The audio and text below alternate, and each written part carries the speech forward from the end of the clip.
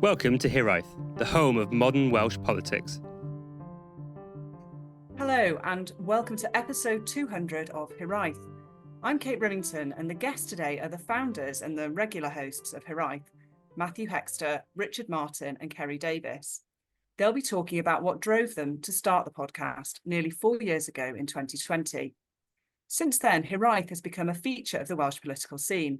The team developed the podcast in a shared belief that Welsh political and civic society was in a particularly weak position and certainly not as robust as the nation needs it to be.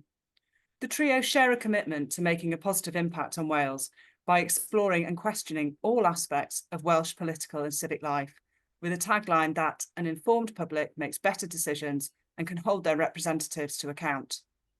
They've dedicated their time, skills and experience to address what they felt was missing from Welsh political society and placing Hiraeth as the home for modern Welsh politics. In audience feedback, the team have frequently asked why they do what they do. So to mark this milestone episode, that's what we're going to talk about. So first of all, perhaps you can all explain a bit about your own backgrounds and how you know each other. Matt, let's go to you first. Hi, Kate. So in terms of background, I now work as a political consultant in Cardiff Bay, but before that I worked for a series of Labour MPs, sort of how I got interested in, well, I was already interested in politics, but how I became active in politics. And then in terms of meeting Kerry and Rich, I had previously run the Fabian Society in Wales, and with that there was a semi-successful blogging platform that we had done. After I left the Fabian Society, I decided that I wanted to carry on doing something like that, but from a non-partisan cross-party sort of approach, which is why I set up the Hiraeth blog originally. In terms of meeting Rich and Kerry, one of the things I first did after not doing Fabian Society events anymore was to do a post-EU Parliament results show in whatever year that was, 2017, and Kerry was on the panel, and Rich for his previous podcast, the very wonderful Golai, which I was a big fan of because it was basically the only Welsh politics podcast around at the time, decided to do an episode on it. So that's how we sort of first got together in terms of doing work with each other. And we were all really keen on bringing civic society in Wales forward a bit. So we decided that we would do some work together, and we were going to do some live events and panels and things like that. And then the pandemic got in the way, and the option to do live events was sort of taken away from us. But we thought we'd build on Rich's incredible talents as making podcasts, and we'd do one of our own. And sort of Hiraeth was already there as a sort of brand bubbling away in the background. So we thought we'd package it all together as Hiraeth. And Richard, what's your background? Yep, so I worked in production before joining the comms team in Cardiff University, and around 2015 I had started working with the university's Wales Governance Centre on a whole bunch of politics projects in relation to what was then the exciting coalition years of Westminster government, and in the run-up to what became quite an interesting period around the Brexit vote in 2016. And briefly, for a short while, I was responsible for Brexit-related comms, or research comms related to Brexit at the university. And I had an idea, because I was interested in podcasts across the board and had been for a number of years. I thought we'd try doing a podcast about Welsh politics, which then wasn't really much in existence at that point. And it turned out to be a huge success. In fact, a bit of a monster, what ended up running for a good few years under the form of Golai. And through that did many episodes featuring guests from across the Welsh political and civic sphere. And yeah, it kind of led naturally on that we crossed paths with Matt and Kerry at that event. And yeah, it just became the logical next step. Golai had seen its course as we eventually left the European Union in 2021 officially, but in 2020 was actually after the 2019 election. And yeah, it was just a great opportunity to kind of start afresh and broaden the scope beyond the university itself. And yeah, we've I think been generally surprised not only by the the enthusiasm for people to participate, but also the reception from across Wales and beyond. It's been really amazing to get the feedback from people inside Wales, but people from literally across the globe who've then been listening in to get a feel for what is happening in Wales, be they Welsh people who have moved or people who are just kind of fascinated, particularly in the sort of post-Brexit machinations. And what about you, Kerry? My background is in public policy. For a long time, I was in Welsh Government in a variety of policy areas with focus on environment, economy, and regeneration. Enjoyed it immensely, had a lot of great opportunities. They paid for a lot of great training for me. But I left in 2017. I probably was ready to leave. I think, without going into too much detail on a public airway, I think there were certain things which I, as a civil servant, was very uncomfortable with, and made that decision to leave. And then that's where I first met you, Kate. I went into IndieCube, which at the time was a cooperative in the co-working sector for membership.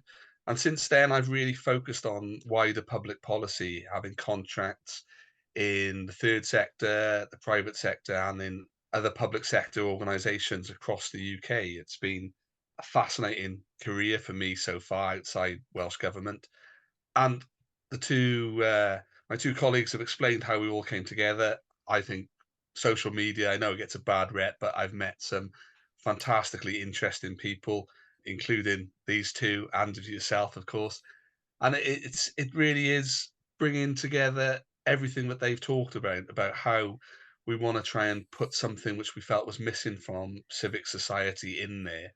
And fortunate to meet these two at the same kind of time, but we were all thinking of something similar without trying to pinch a current Conservative leader's tagline. But we were looking at pub politics or politics and a pint back in 2018, 2019. But it's evolved into the Hiraeth pod, and that's where we are now. And Richard, what did you want to get out of this podcast that you can't get elsewhere? Everyone, well, those who follow me on what's left of Twitter will know that I've had a long itch that I keep scratching about the state of the media landscape in Wales. And for all of the many great things we have, BBC Wales, I'm a huge fan of BBC Wales, public service media across the board, huge behemoth in the Welsh culture, in the Welsh broadcast space, but limited by its ability to serve Wales as a standalone nation, and also the what it can do within its own editorial guidelines. Teams in Channel 4, ITV Wales do great work, but very heavily constrained by the amount of stories that they can cover. And I think what we thought is that what we can bring is we can do all Wales, all subjects, and we're not constrained by having to package a segment up for a slot on a broadcast, either a segment or, some kind of opt-out equivalent part of a news summary.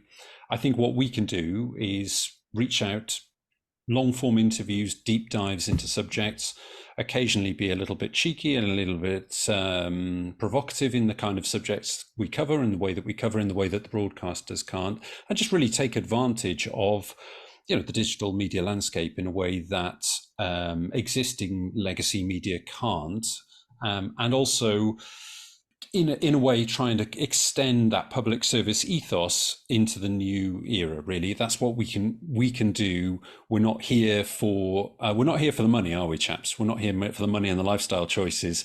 We're here to try and actually be additive, and so we do try and stick to an editorial guidelines of sorts. But we just have so much more freedom, and that allows us to do things that none of the other broadcasters can do. It's mostly about trying to fill what is unfortunately quite a big vacuum in the Welsh media kind of horizon, really. Kerry, did you want to add to that?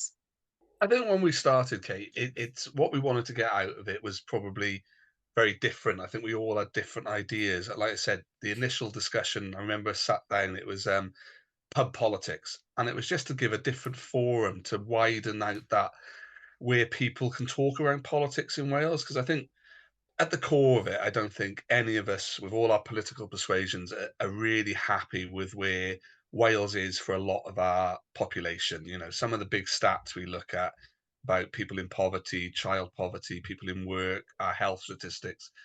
So we wanted to kind of put something out there to address that, these kind of issues, which maybe don't affect us, but in how we've worked, or certainly I've worked very closely in the past, we wanted to put a kind of platform for people to be able to speak a lot more about that. I think the traditional platforms for a lot of people about talking about or listening or engaging with politics or policy have disappeared. You know, the historic image of Wales of a working men's club where the working men paid for the periodicals, the newspapers, and would be about that kind of further education within work. Some of those kind of areas have been stripped out of Wales. The working men's clubs have gone. The unionism is not what it once was. Chapels have disappeared. So Wales is reliant on that pub or the podcast, as it were, for a lot of these kind of discussions. And I think that's where I wanted to take us to. That a lot of what I worked on, I felt there was an audience further out there. I still go to a lot of seminars. There's an awful lot of really good public policy being done in Wales, and Cardiff University do it. There's various groups from Cardiff University, other bodies, the various royal colleges in health. They put on events and things like that, but they need that kind of wider exposure. And I think that's what we try and do. The group of us, we have different opinions on what we want to present. I'm very much on the policy side of it. And it's just giving that kind of platform to that kind of wider issue, which we felt was kind of missing or didn't get picked up by a wider audience. And on your website and in much of your work, there's much made about the Welsh political and civic society. I mean, is it in such a place that it needs greater support, Matthew? I would say so, Kate. I think that we always joke on the pod that what we really need is a benevolent billionaire in Wales to really give us some backing. But I mean, Kerry may disagree, and he talks about the seminars, etc., that are available and that he attends. But I would say, in general terms, the actual engagement with Welsh politics and Welsh civic life is way below where certainly where we would like to see it, but where it need to be for a functioning polity anyway, Kate. And that's kind of why we exist. It's trying to bridge that gap in a way that makes it accessible for people. Not that so we try and do all our pods from a position where people without necessarily a huge heap of policy or politics knowledge, you don't need a governance centre master's, though it helps to engage with stuff we talk about, so it's accessible for those people. They can come in at any level and feel like they're gaining some sort of understanding about why decisions are made, why their politicians act in the way they do, and why broader civic society operates in the way it does also. So that's kind of the bedrock of why we exist, is to try and inform the public so they can make better decisions in the end. Do you think you're having any impact in Wales in the areas you're looking at? We'd like to think so, wouldn't we, chaps? I mean, it's really hard to quantify that, is the honest answer there, Kate. I mean, the one thing we will say is that it's always lovely to go to events and have people say, "Oh, I really like that episode. I found that episode informative. That episode has helped me do something in my career, or has provided me insight or knowledge that I can now use moving forward." I mean, the thing, I don't know about the rest of the guys, but the one thing that I always find just incredible is when people say, "Oh, my lecturer recommended that I listen to your pod," or "that episode is on our suggested listening or reading lists," or some third sector organizations have put our podcast on their suggested listening, so that they can inform their staff better about how the public society in Wales functions, or how individual politicians may make decisions that they make. So that kind of stuff really hits at me and makes me feel like what we're doing is really worthwhile. I don't know about the rest of the guys, though. If I come in just on your point there, Matt, about the seminars and events I went to, it wasn't meant to say that they were good. It was just, what I meant was that they needed a wider platform. I think what I'm trying to say is that, we gave that platform to those kind of things that a few people go to, Yeah, but sure. we're putting them out to that wider civic polity. And I think, Kate, I'm amazed really, because I'm quite happy to do this with these two really interesting men, giving up our time to do it because it's interesting and I'm learning all the time. And I just thought we might have friends and family listening to these kind of events. And then if it was a live event, figured we might have a room, people come in for a pint and a chat, as some other kind of organisations I've been involved with do. But the proof is in the pudding. We are actually really quite well listened to in Wales. That I don't want to. I'll let Rich give any numbers, but some of what we do gets really quite a big audience, and it does create chatter within the areas we want it to. So when we meet with the Bevan Foundation and we talk around the work they're doing, that's great. Or if we've had the Institute of Welsh Affairs on, with various union organisations or the various health royal colleges. And I think giving these organisations who you don't normally hear more of a platform helps their messaging as well. And I think they appreciate that. Having worked with a number of them, I know they do appreciate us when we look at the policy areas that they work in and give it a broader, more in-depth airing than what it does often get on the mainstream media or in a few column inches. Yeah, I think the timing helps with that as well, obviously, because we can do our episodes for as long as we like, not as long as Rich likes, because he starts getting annoyed at us if it's over 45 minutes. But we get a bit more time to sort of drill down into issues. And on what Kerry said, it's, we talk about, I'm not going to let Rich talk about numbers, but in terms of the people who are listening to us, I do quite a lot of work in the Senedd, and often staffers or MSs will talk to us about some of the episodes we've done recently. So stuff like that, it shows how impactful some of the work we're doing is, because it's getting to those decision makers in Wales in a way that maybe other things wouldn't do.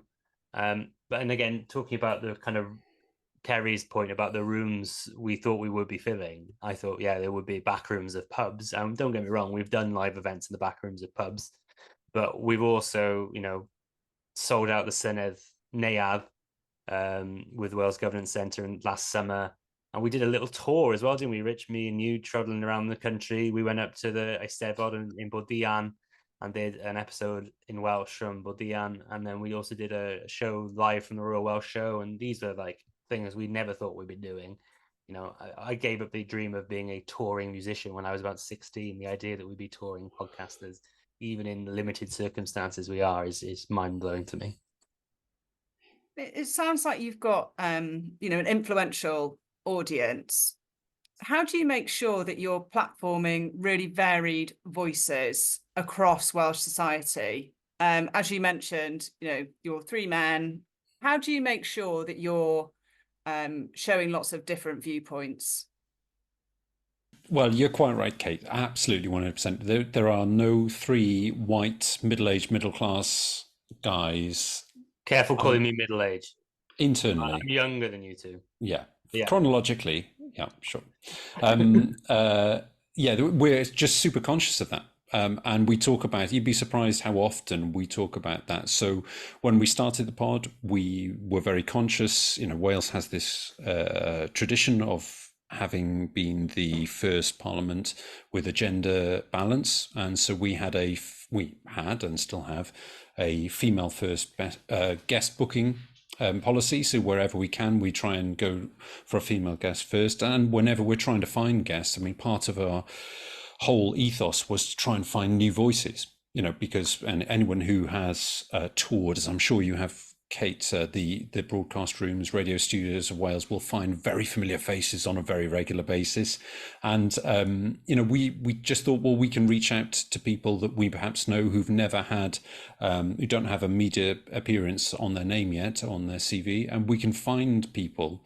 And so, I think we've done a reasonably good job at trying to address that, but it is just something that's at the front of our mind. Whenever we're trying to plan a podcast, we always try and avoid taking the easy route. Now, that's not to say that we probably are not over-representative by white men. That's probably true still. But I think we can hold our heads up high, and that we've really tried to address that, not just in terms of the classic protected characteristics that we would think of in this kind of thing, but also about the territory of Wales. I mean, we have these conversations all the time about, can we get a guest from the northeast or from Pembrokeshire or from the valleys in where I live. It's just trying to find that plurality of voices. And when you think about Wales as a whole, it in many ways it doesn't exist in the sort of contributor space beyond the M4 corridor.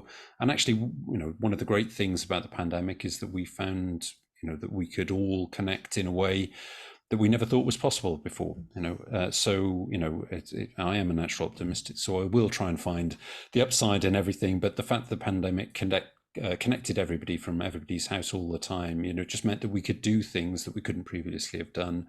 And I have to say also, in terms of guests, one of the things that we've been surprised at and genuinely really pleased about is that when we ask people, most of the time they say yes to come on the pod. So if we find an expert, be they in Powys or in Portsmouth or wherever, we just cold call them, say we've got this great idea for a pod. Would you be interested in talking about it in this context?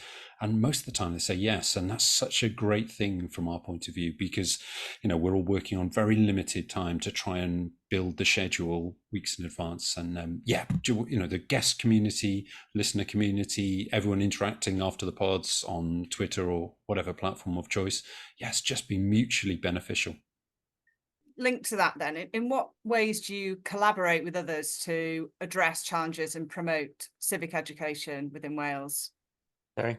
That's Kerry. Well, yes, Kerry.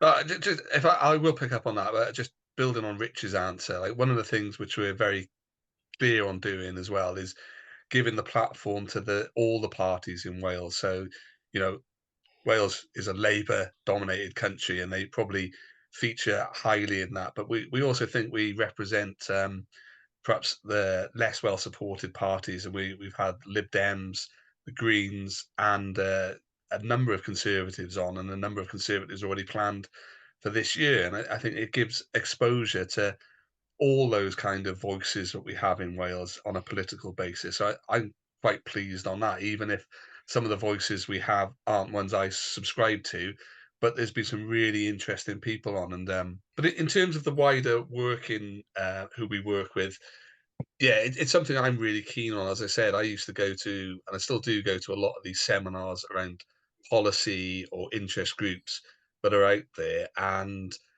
again, apart from that kind of small audience they had pre the podcast on social media area, it was a really limited audience, I felt.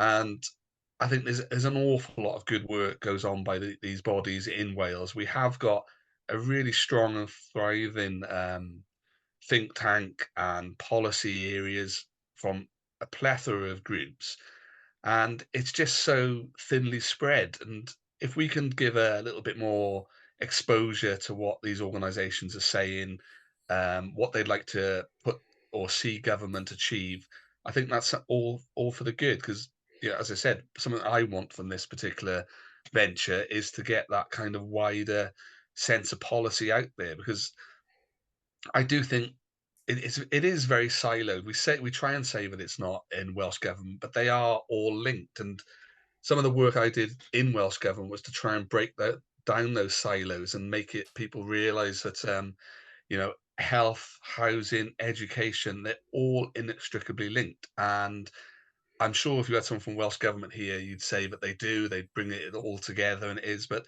I think the reality is that we're not there yet, and I think the more policy organisations we can put on a front foot and get listened to and engaged, you get those kind of small links develop, and getting people working together is only a plus.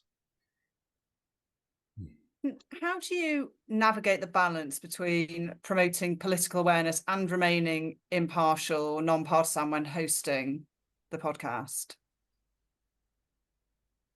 I have never particularly struggled, I don't think, with being objective about asking questions.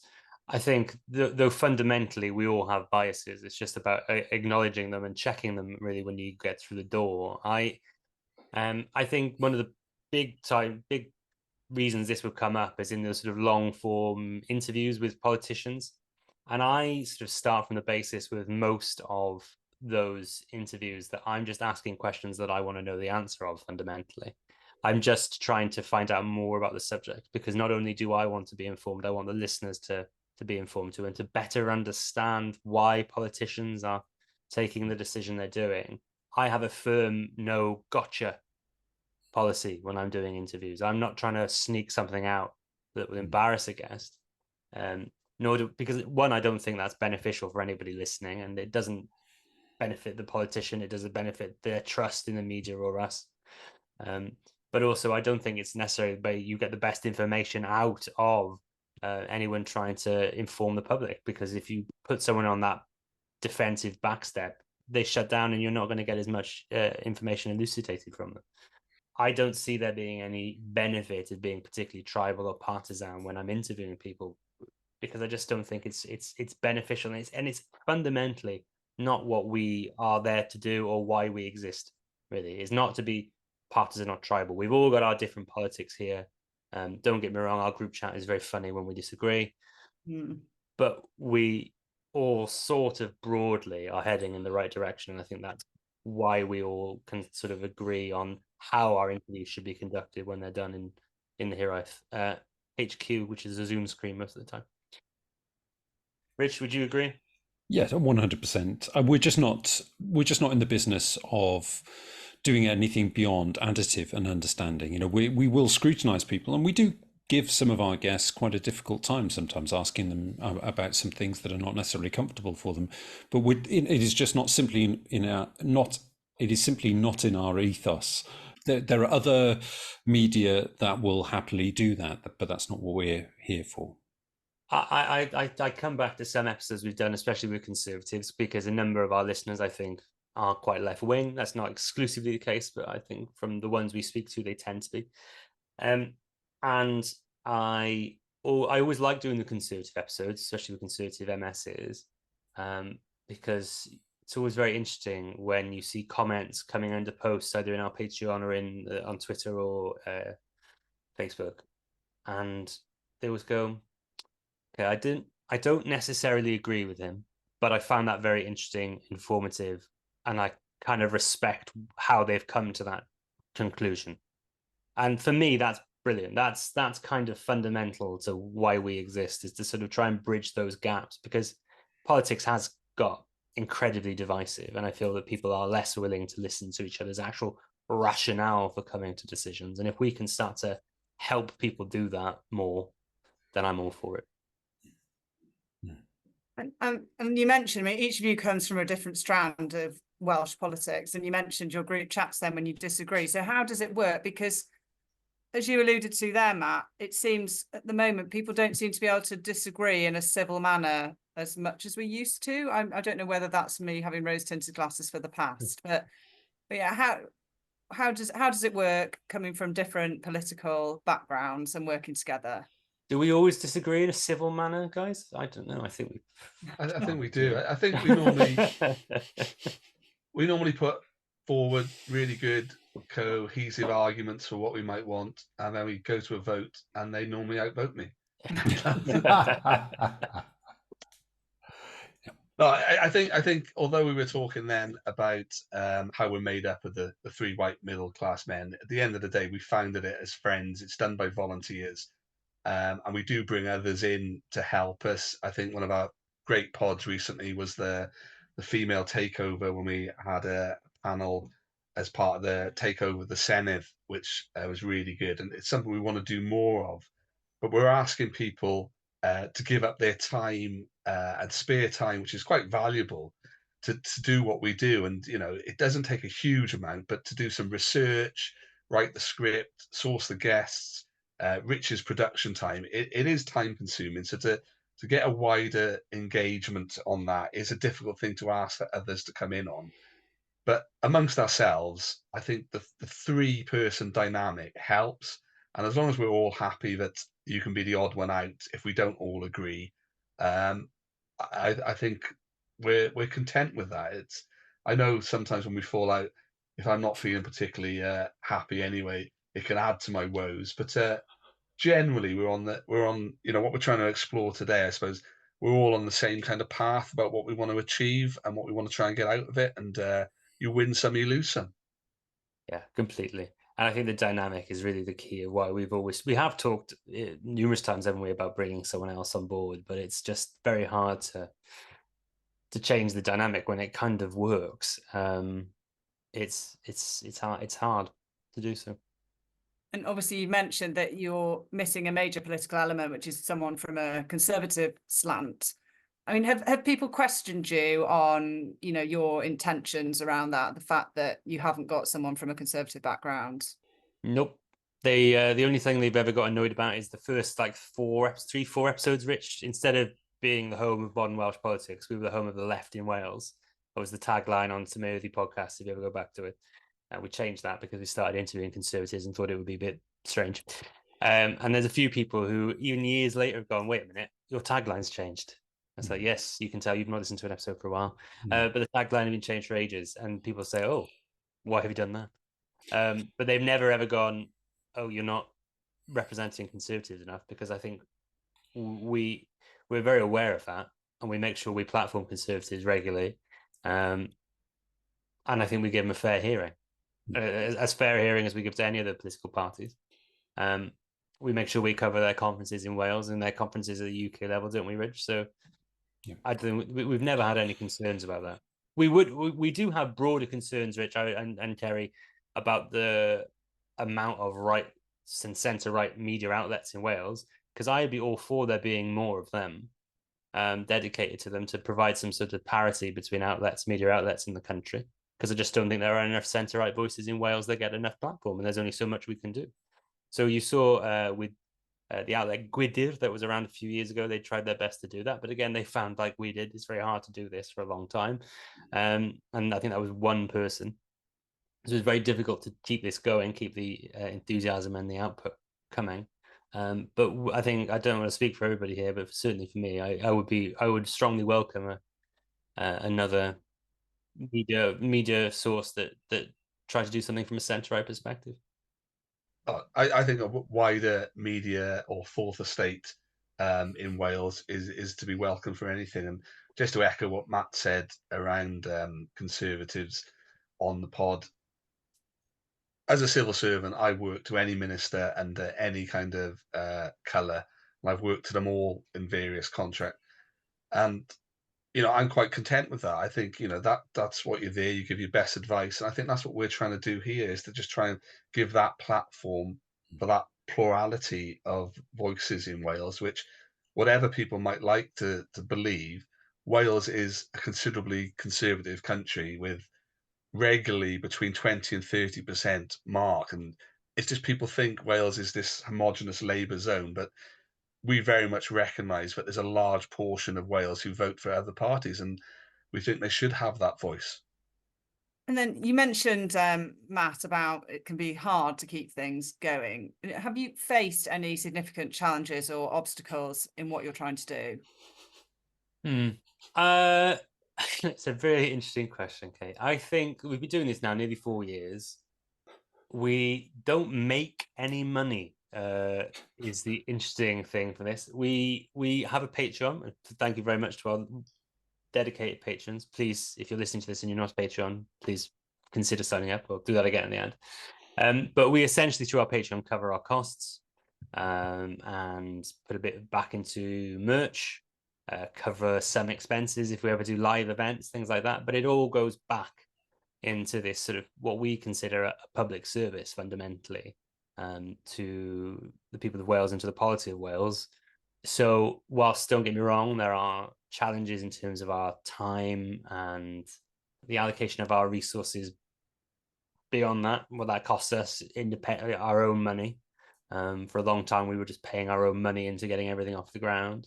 I've never once considered stopping doing Hiraeth, because I think that without us being there, and without a benevolent Welsh billionaire who, if you're listening, please keep coming through, there would be a gap. And as much as I love the work that BBC and ITV and others do in Wales, because of what Rich mentioned earlier about their editorial guidelines, and because I think just generally about the level of interest in Welsh politics and civic society amongst those who are actually consuming the media. Without us, it would be really difficult to see how the gap, how the work we've done would be replicated, really. And that's not to say it can't be. It's just to say, as things stand currently, I don't know how it would happen. Yeah, if I can just add on that, one of the things that people have suggested to us over the time we've been running the pod has been, why don't you apply for funding? And I think we also have this philosophy that we're not going to apply for any public money. We're not. That is kind of leaning into something that is all too common in Wales, and it can also then kind of lead you down to safe programming, trying to avoid upsetting anybody who might ultimately be responsible in a funding decision for you. And there's a reason why Wales is infamously called the land of the pulled punch. It's just not what we're about. So I think we would rather try and find a way to keep the podcast and associated stuff running and thriving without taking any public money. And I think that's kind of cool. Although I say that with there may be a way we've had indirect public money, but there's only so much you can do. I suppose off the back of that as well, then, how do you measure the success of your efforts in contributing to greater political engagement in Wales? If we were a corporate or work entity where we're being paid and the resources were going in and you had targets to meet or goals you wanted to get, but we do have those kind of goals, but they're not measured in that kind of way. So our goals are very much how many people will listen to us and what organizations we can get to be interviewed and put us on that kind of position in Wales where we are listened to by people we want to be listened to. And in terms of the numbers, as I said, when I sat down the first few pods, family and friends, that's what I was expecting. And then when Rich tells you we're listening to in the early months, several hundred people, and that's grown right up to, we interviewed, or Matt interviewed Mick Lynch at a live event last year. And that's kind of what we want to do, wider policy platform, some of the big ticket issues that were in play last year, RMT. And I think that one went viral on one of the social media, and it's 100,000 kind of people saw it or listened to it. On listeners, Kate, before I forget, I always love seeing where our listeners are listening from. Now, don't get me wrong, most of them are in Wales, but we've got some interesting places that people listen from, haven't we, Rich? Yep, Cyprus, Vietnam, Corfu, Ecuador, Venezuela. You'd be genuinely surprised where we get regular listeners. It's very, very odd, but wonderful. Hence, that's just the joy of digital publishing. It's just phenomenal. The Welsh diaspora is huge, varied, and surprising endlessly about where you can find people with expertise in different things. And we're just incredibly lucky that we've got that listenership. And they also help be our eyes and ears in different places. When we did a live broadcast for the last US presidential election, we did a full, the results didn't really come in overnight, but we sort of covered it nonetheless. Stream, didn't we? Yeah. We were speaking to people all across the United States in that evening, and that was absolutely phenomenal. People with a direct or tangential connection to Wales, and their kind of insight was really helpful. So, wonderful listeners across the world. It's something that could only really happen in the modern age, and we're just so incredibly fortunate that we're actually in a position to be able to make a contribution to putting Wales on the map, or back on the map for those people. Hence the name Hiraeth. There are people who have a Welsh connection who maybe haven't been here, for years, decades, and are able to kind of get an ear on what's happening in Wales. And it's great. Love it. If I may, because I'm an ex-BBC journalist, so I've thought quite a lot about how you measure the success of public service journalism. And it's not just about how many people listen, it's who's listening. And I feel very strongly as well that it's about who you're giving a voice to, which is one of the reasons that I was asking about diversity. So, it's great to hear about how you're casting the net wide for those different guests, and that's a priority. And I suppose, linked to that, in terms of specific policy issues or civic education topics, is there anything you believe is particularly crucial for the people of Wales to understand and engage with? And any particularly important voices that people should be listening to? I think as a sort of starting point, for me anyway, how the devolution settlement works is really important for people to get a better understanding of. I think you saw a peak of that understanding during the pandemic when people started to realize that health was devolved and had a big incentive, could have a big impact on how people live their lives. But broadly speaking, understanding of that is still poor. And I think that one of the reasons we talk about it a lot, we talk about the Constitution a lot, is one, we're massive nerds, but two, we also think that if you have that baseline understanding of how things function, you can then start to make better informed decisions by trying to work out who's actually responsible for your local school or hospital versus who's responsible for your tax bracket, etc., without just arbitrarily blaming every politician, which we just don't think is particularly helpful. Health is a massive driver for everything this that we all do, I think. Trying to work out why the health service functions or does not function, depending on your particular outlook, the way it does. Housing, we've covered an awful lot as well. And I think for the three of us, whilst we all kind of agree or disagree within reason on most things for us, I think the environment matters hugely to the three of us as well. But I won't steal the Green's thunder when talking about the environment, but I think that comes up a lot. I'm happy for you to steal thunder, Matt. One of the things for me, Kate, is although I've got that green background, and when I left the civil service, I gave a lot of thought about where to go. And one of the big things with the Greens for me was that they don't whip, so you can have a much wider diversity of opinion. And I think, as Matt said, what we were trying to do is to just try and enlighten people so that, I think there's a lot of misinformation in Wales, and I called out a senior Conservative politician on that at the weekend, actually. But it's making people understand what is responsible in what the Welsh government's responsible for in Wales.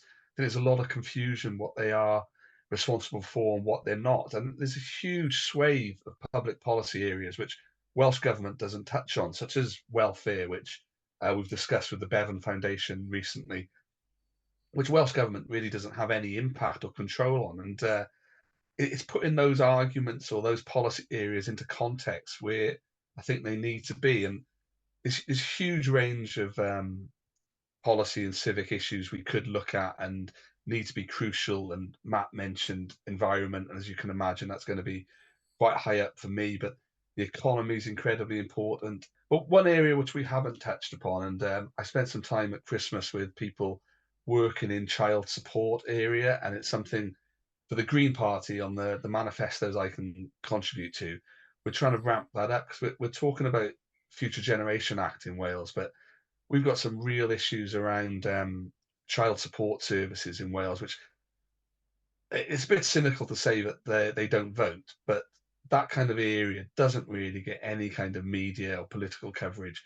And it's something I think I'm going to try and put a little bit higher up the pod agenda going forward. And certainly in my politics, it's an area I really want to put far higher up the agenda than what we've got. And I think it's one of the reasons why I'm perhaps so disappointed that the care levers UBI, which Welsh government introduced and is now taken away. I think that's a really disappointing decision because, I want politics to be helping those who need the most help. And I think that kind of cadre of people, the under 18s, under 16s who can't vote, are where we need to put a lot more emphasis on support and engagement. And parents vote. Yeah. And, we're on the front line of that post-pandemic recovery for children. So I don't know if any of you are parents, but it's definitely an issue. And when you speak to teachers, they're incredibly worried about it as well. So, from a personal perspective, that's something I'd really love to be given more priority politically.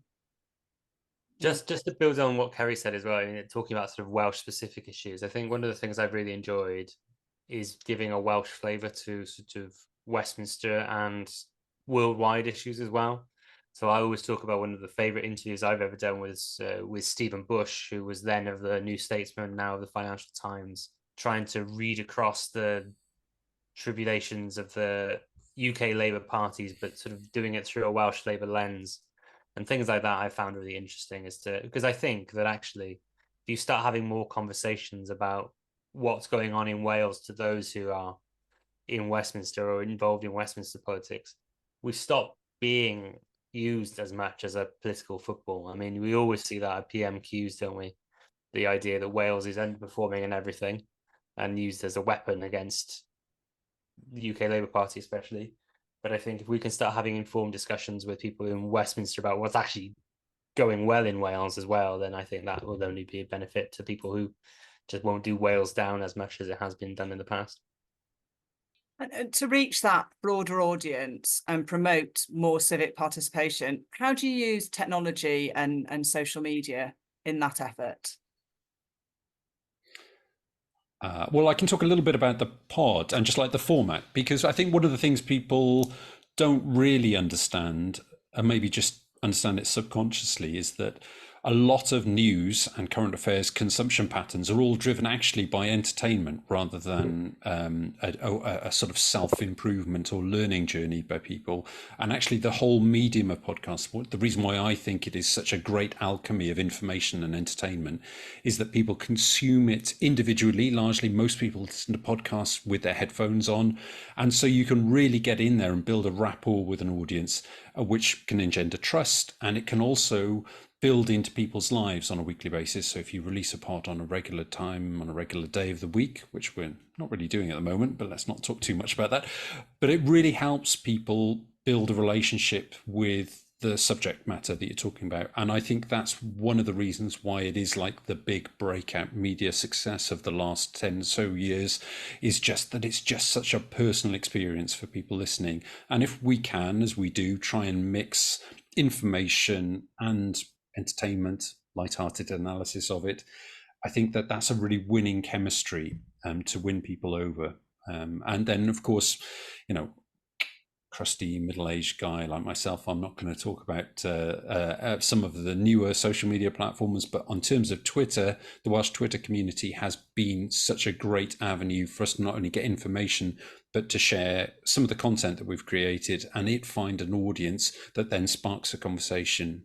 You know, I think that's a phenomenal thing. The interconnectedness of some of those social platforms have been phenomenal. In what ways do you think your work aligns with broader national and regional initiatives aimed at enhancing political awareness in Wales? One of the things we've been able to do is kind of interconnect with the existing digital journalism and digital news outlets that are out there, and where we can try and maximize their reach. I mean, we've been really lucky that we've been able to get guests from the digital side of Wales Online, digital side of the National. We've had Chris Haynes, who's the new, I think called NDR's National Democracy Reporter, Senedd reporter, that's kind of funded by public money and works at the Caerphilly Observer, obviously a digital news platform. You know, we can help create a kind of mutually beneficial sort of internal dialogue within Wales with those people. And that's just, you know, what normal news ecosystems do. You know, they have a circular kind of rhythm about them, a sort of call and response between different journalistic outlets and stuff. And I think that's what Wales is really lacking at the moment. And hopefully we can continue along with others in this space. So Nation Cymru would be a good example of that. Voice would be another example of that.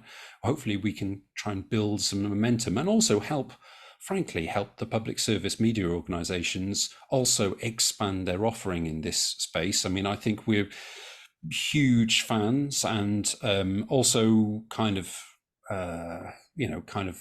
bouncing boards for things like the BBC's Walescast, and before that, the Welsh language pods that they did, the Llon Bol or so and so.